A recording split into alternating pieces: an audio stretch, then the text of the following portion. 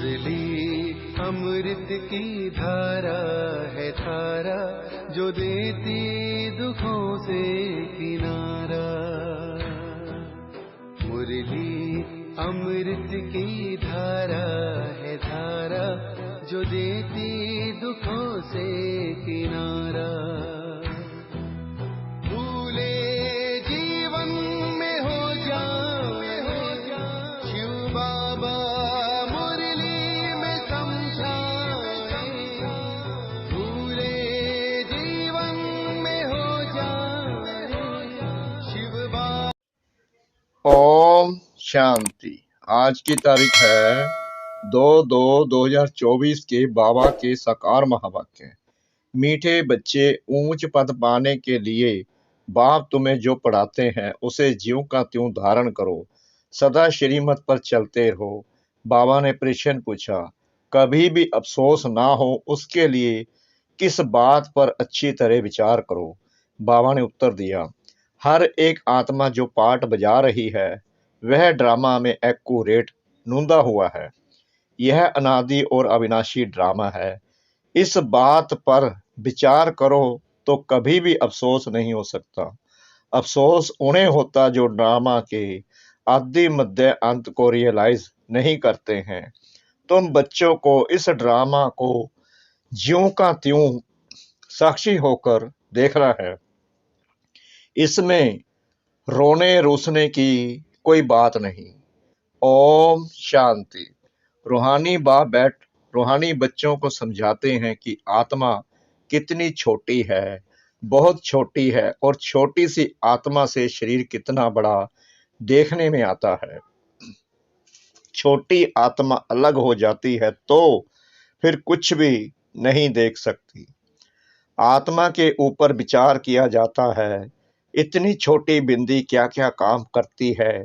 Magnify glass होते हैं, उनसे छोटे छोटे हीरो को देखा जाता है, कोई दाग आदि तो नहीं है। तो आत्मा भी कितनी छोटी है, कैसे मैग्नीफाई ग्लास है जिसे देखते हो, रहती कहाँ है, क्या कनेक्शन है। इन आंखों से कितना बड़ा धरती आसमान देखने में आता है। बिंदी निकल जाने से कुछ नहीं रहता। जब आत्मा शरीर से निकल जाती है तो कुछ नहीं रहता, क्योंकि सारा रोल ही आत्मा का है। जब तक आत्मा शरीर के अंदर है, हमारे शरीर का हर अंग चलता है, हर चीज देख सकती है आंखें। जब आत्मा निकल गई तो कुछ भी नहीं। जैसे बिंदी बाप वैसे बिंदी आत्मा। इतनी छोटी आत्मा मयूर इम्प्योर बनती है। यह बहुत विचार करने की बातें हैं। दूसरा कोई नहीं जानते आत्मा क्या है, परमात्मा क्या है। इतनी छोटी आत्मा शरीर में रह क्या क्या बनाती है, क्या क्या देखती है। उस आत्मा में सारा पाठ भरा हुआ है 84 का। कैसे वह काम करती है, वंडर है। इतनी छोटी सी बिंदी में 84 जन्मों का पाठ नूंदा हुआ है। एक शरीर छोड़ दूसरा लेती है। शरीर से आत्मा निकल गई तो शरीर मर गया। कितना बड़ा शरीर है और कितनी छोटी आत्मा है, यह भी बाबा ने बहुत बार समझाया है कि मनुष्यों को कैसे पता पड़े कि यह सृष्टि का चक्कर हर 5000 वर्ष बाद फिरता है। फलाना मरा, यह कोई नई बात नहीं।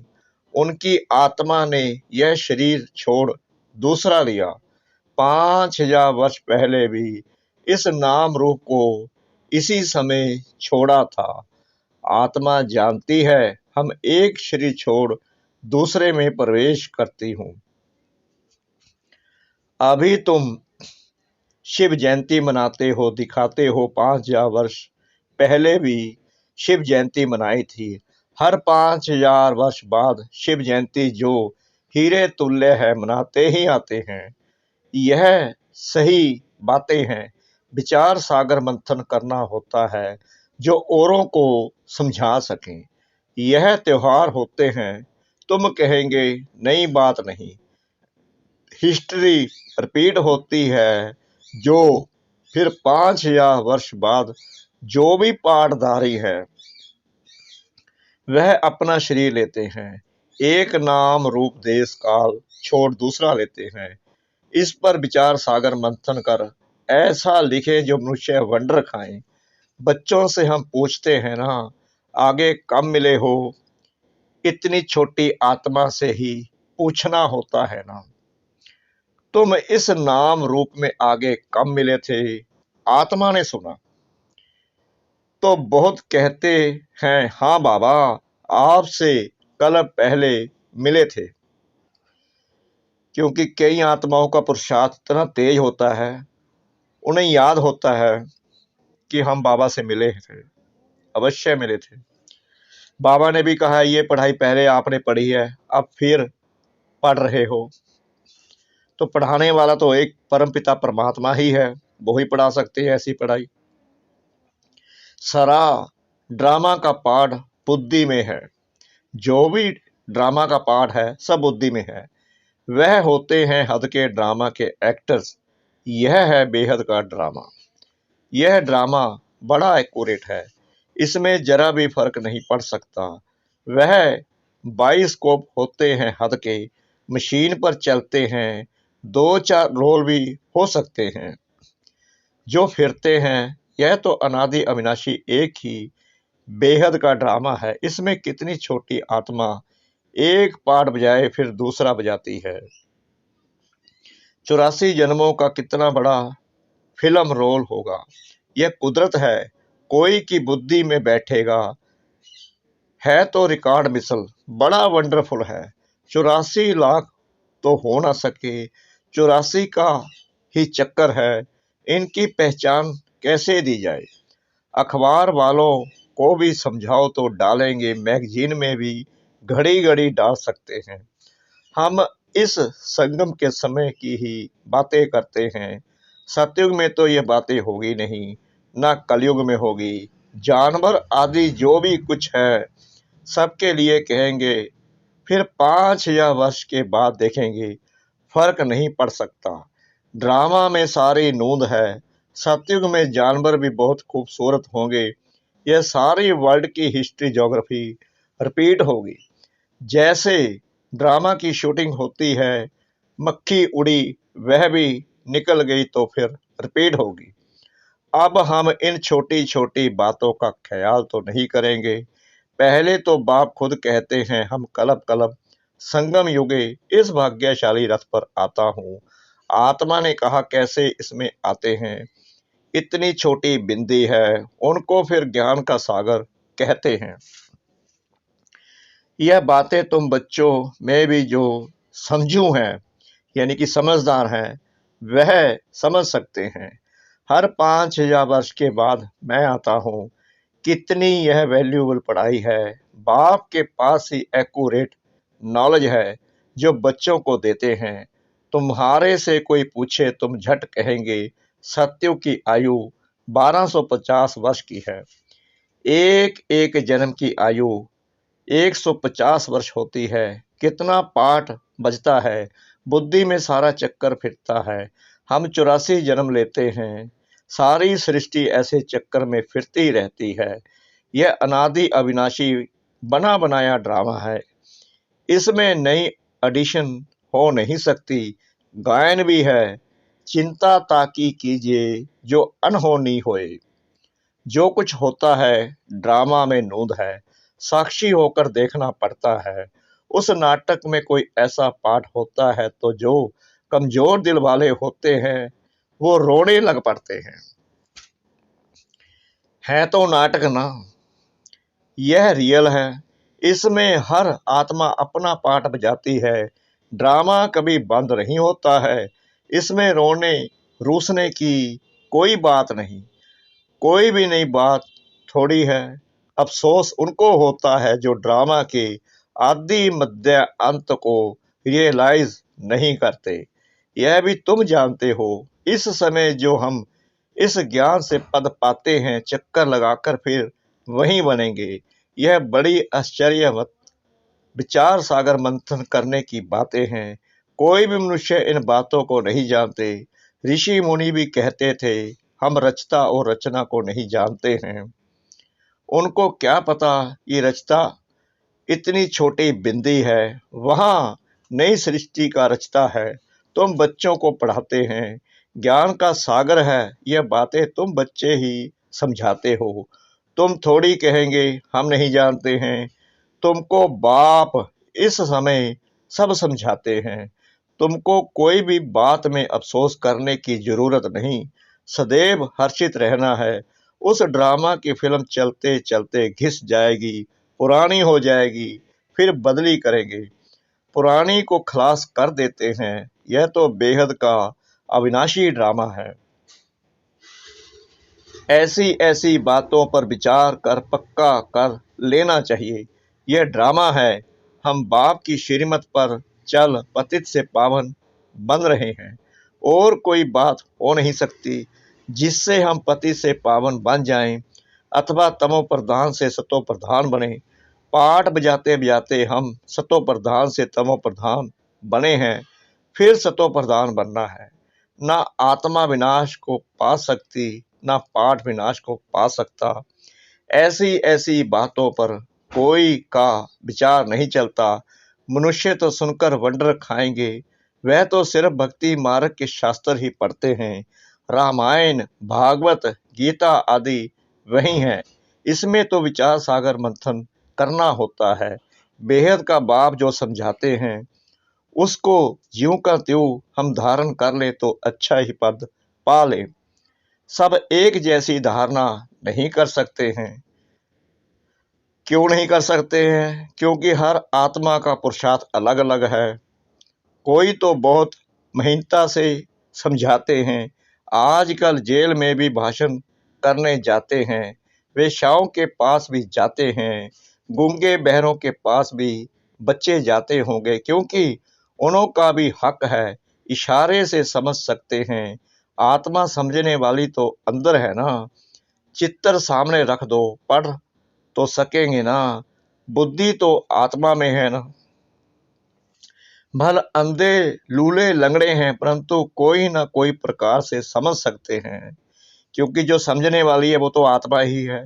चाहे वो गूंगा है, बहरा है, तो वो तो आत्मा ही है। आत्मा इशारे से समझ आती है। जो भी पाठ है वो आत्मा का ही है। यह नॉलेज कोई को भी समझा कर स्वर्ग में जाने लायक बना सकते हो। आत्मा बाप से बरसा ले सकती है, स्वर्ग में जा सकती है। करके ऑर्गन्स डिफेक्टेड है, वहां तो लूले लंगड़े होते नहीं। कहाँ? सतयुग में। वहां आत्मा और शरीर दोनों कंचन मिल जाते हैं। प्रकृति भी कंचन है। जो प्रकृति है वो भी कंचन है। नई चीज जरूर सतो प्रधान होती है। यह भी ड्रामा बना हुआ है। एक सेकंड ना मिले दूसरे से, कुछ ना कुछ फर्क पड़ता है। ऐसे ड्रामा को ज्यों का त्यों साक्षी होकर देखना है। यह नॉलेज तुमको अब मिलती है, फिर कभी नहीं मिलनी है। आगे यह नॉलेज थोड़ी थी। यह अनादि अविनाशी बना बनाया ड्रामा कहा जाता है। इसको अच्छी रीति समझ और धारण कर किसी को समझाना है। तुम ब्राह्मण ही इस ज्ञान को जानते हो। यह तो ताकत की दवा तुमको मिलती है। अच्छे से अच्छी चीज की महिमा की जाती है। नई दुनिया कैसे स्थापन होती है, फिर से यह राज्य कैसे होगा, तुम्हारे में भी नंबरवार जानते हैं। जो जानते हैं वे दूसरों को समझा भी सकते हैं। बहुत खुशी रहती है। किन्हों को तो पाई की भी खुशी नहीं है। सबका अपना अपना पाठ है। जिनको बुद्धि में बैठता होगा, विचार सागर मंथन करते होंगे तो दूसरों को भी समझाएंगे। तुम्हारी यह है पढ़ाई, जिससे तुम यह बनते हो। तुम कोई को भी समझाओ कि तुम आत्मा हो। आत्मा ही परमात्मा को याद करती है। आत्माएं सब ब्रदर्स है। कहावत है, गॉड इज वन। बाकी सब मनुष्यों में आत्मा है। सब आत्माओं का परलोकी बाप एक है। जो पक्के निश्चय बुद्धि होंगे उनको कोई फिरा नहीं सकते। कच्चे को जल्दी फिरा देंगे। सर्वव्यापी के ज्ञान पर कितनी डिबेट करते हैं। वह भी अपने ज्ञान पर पक्के हैं। हो सकता है हमारे इस ज्ञान का ना हो, उनको देवता धर्म का कैसे कह सकते। आदि सनातन देवी देवता धर्म तो प्रायलोप है। तुम बच्चों को मालूम है हमारा ही आदि सनातन धर्म पवित्र प्रवृत्ति वाला था, अब तो अपवित्र हो गया है। जो पहले पूज्य थे वही पुजारी बन पड़े हैं। बहुत पॉइंट्स कट होगी तो समझाते रहेंगे। बाप तुमको समझाते हैं, तुम फिर औरों को समझाओ कि यह सृष्टि चक्कर कैसे फिरता है। सिवाय तुम्हारे और कोई नहीं जानते, तुम्हारे में भी नंबर वार हैं। बाबा को भी घड़ी घड़ी पॉइंट्स रिपीट करनी पड़ती है, क्योंकि नए नए आते हैं। शुरू में कैसे स्थापना हुई तुम्हारे से पूछेंगे, फिर तुमको भी रिपीट करना पड़ेगा। तुम बहुत बिजी रहेंगे, चित्रों पर भी तुम समझा सकते हो, परंतु ज्ञान की धारणा सबको एक रस तो नहीं हो सकती। इसमें ज्ञान चाहिए, याद चाहिए, धारणा बड़ी अच्छी चाहिए। सतो प्रधान बनने के लिए बाप को याद जरूर करना है। कई बच्चे तो अपने धंधे में फंसे रहते हैं, कुछ भी पुरुषार्थ ही नहीं करते। यह भी ड्रामा में नूद है। कल पहले जिन्होंने जितना पुरुषार्थ किया है उतना ही करेंगे। सही बात बाबा कह रहे हैं, जिन्होंने कल पहले जितना पुरुषार्थ किया वो अब भी उतना ही करेंगे। पिछाड़ी में तुमको एकदम भाई भाई होकर रहना है। नंगे आए हैं, नंगे जाना है। ऐसा ना हो पिछाड़ी में कोई याद आ जाए। अभी तो कोई वापस जा ना सके, जब तक विनाश ना हो स्वर्ग में कैसे जा सकेंगे। जरूर या तो सूक्ष्म वतन में जाएंगे या यहाँ ही जन्म लेंगे। बाकी जो कमी रही होगी उसका पुरुषार्थ करेंगे, वह भी बड़े हो तब समझ सके। यह भी ड्रामा में सारी नोंद है। तुम्हारी एक रस अवस्था तो पिछाड़ी में ही होगी। ऐसे नहीं लिखने से सब याद हो सकता है। फिर लाइब्रेरीज आदि में इतनी किताबें क्यों होती हैं। डॉक्टर की लोग बहुत किताबें रखते हैं, स्टडी करते रहते हैं। वह मनुष्य मनुष्य के वकील बनते हैं। तुम आत्माएं आत्माओं के वकील बनती हो। आत्माएं आत्माओं को पढ़ाती हैं। वह है जिस्मानी पढ़ाई, यह है रूहानी पढ़ाई। इस रूहानी पढ़ाई से फिर 21 जन्म कभी भूल चूक नहीं होगी। माया के राज्य में बहुत भूल चूक होती रहती है, जिस कारण से सहन करना पड़ता है। जो पूरा नहीं पड़ेंगे, कर्मातीत अवस्था को नहीं पाएंगे तो सहन करना ही पड़ेगा। फिर पद भी कम हो जाएगा। विचार सागर मंथन कर औरों को सुनाते रहेंगे, तब चिंतन चलेगा। बच्चे जानते हैं कल पहले भी ऐसे बाप आया था जिसकी शिव जयंती मनाई जाती है। लड़ाई आदि की तो कोई बात नहीं, वह सब है शास्त्रों की बातें। यह पढ़ाई है, आमदनी में खुशी होती है। जिनको लाख होते हैं उनको जास्ती खुशी होती है। कोई लखपति भी होते हैं, कोई कखपति भी होते हैं, अर्थात थोड़े पैसे वाले भी होते हैं। तो जिसके पास जितने ज्ञान रत्न होंगे उतनी खुशी भी होगी। अच्छा, मीठे मीठे सिकला दे बच्चों प्रति माता पिता बाप दादा का याद प्यार और गुड मॉर्निंग। रूहानी बाप की रूहानी बच्चों को नमस्ते। हम रूहानी बच्चों की रूहानी बाप दादा को श्रद्धा भरी प्रेम भरी नमस्ते। शुक्रिया बाबा, शुक्रिया बाबा, शुक्रिया बाबा, इस मीठी मीठी मीठी मुरली के लिए। धारणा के लिए मुख्य सार नंबर 1, विचार सागर मंथन कर स्वयं को ज्ञान रत्नों से भरपूर करना है। ड्रामा के राज को अच्छी रीति समझकर दूसरों को समझाना है।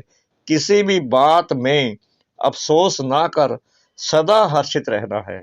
नंबर 2, अपनी अवस्था बहुत काल से एक रस बनानी है, ताकि पिछाड़ी में एक बाप के सिवाय दूसरा कोई भी याद ना आए।